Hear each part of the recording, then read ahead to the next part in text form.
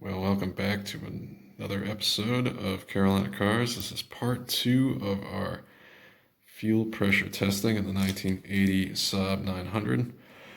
So what you're looking at here on the table is the actual pressure regulator to the CIS system, which bolts into the side of the fuel distributor.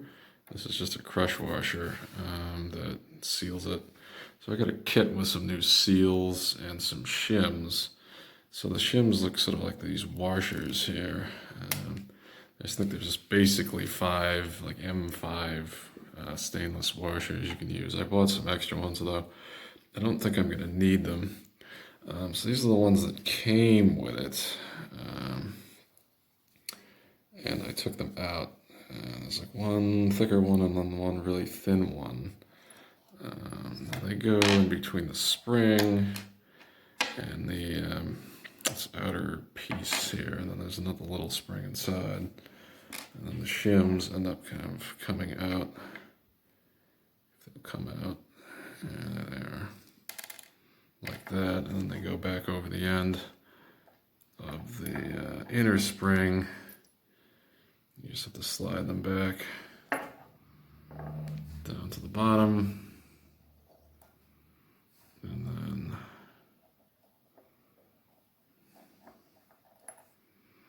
put the spring back over. And then put the end back on. A little bit hard to see because this thing does not focus very well up front, or up close rather. So these, what they say, at least when I read online, but I'm gonna have to test it, is that you get about 1/10 of a millimeter gives you like an extra PSI.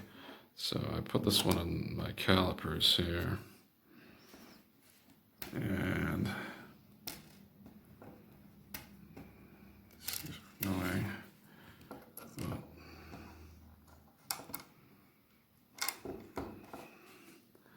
These are about a millimeter wide or so.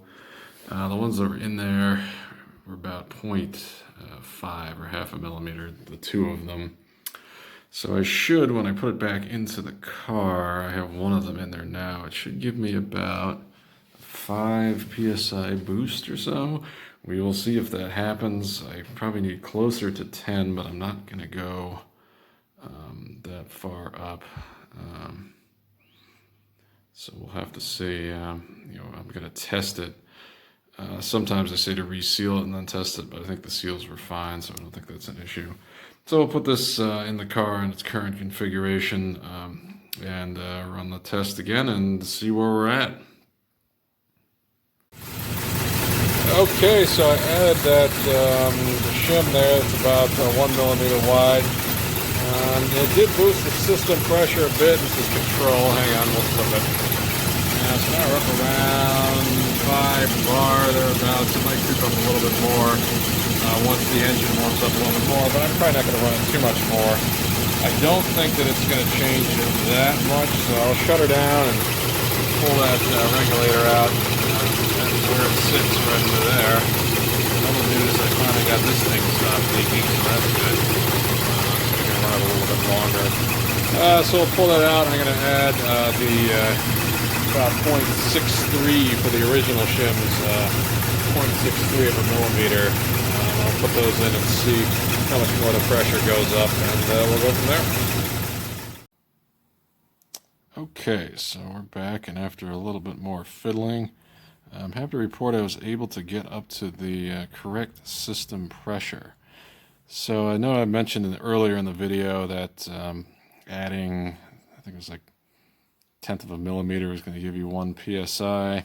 It didn't quite work that way on this particular setup. I think it sort of depends on the type of distributor, make and model of the car, things like that. I did add the, originally it went up, went from the 0.6 millimeter to a full millimeter shim. And as you saw in that last clip, and that gave me a little bit of a boost.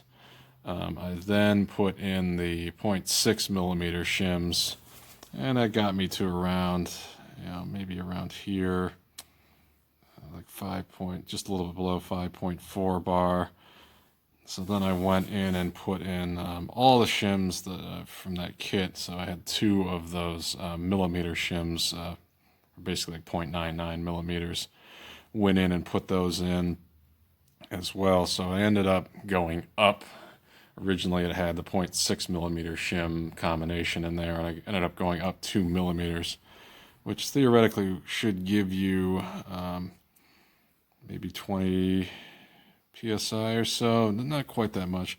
I think the rule of thumb is, tenth of a millimeter, 0.7 would be 0.7 to a full psi. So you really have to play with it. I would not suggest shimming it too aggressively, because if you do go over pressure, it can be bad for the internal components in that fuel distributor. So I would just say go up by half a millimeter or a millimeter at a time when you're trying to adjust the system pressure, depending on how far you're going with it. So if you have a little bit longer way to go, then maybe you can shim up a little bit more. So just, I guess, use your own discretion. As for running, well, helped a little bit, but I think we're still going to have to do a little bit more digging. As I thought, unfortunately, I think there's some other problems here as well. Started to play around with the ignition a little bit and took the coil out. The coil is not stock, so it's actually an MSD unit from like American V8 engine electronic ignition conversion system, one of those MSD boxes. So we're going to have to look a little bit more into that, and I'm going to try to set the timing as well, reset the timing. I was trying to measure the coil specs, but my voltmeter has ceased to function properly. So I'm going to put that all into another update. So we're going to go ahead and close this update here. As always, thanks again for watching. Like, comment, subscribe, do all those YouTube-y fun stuff, and I will see you in the next one.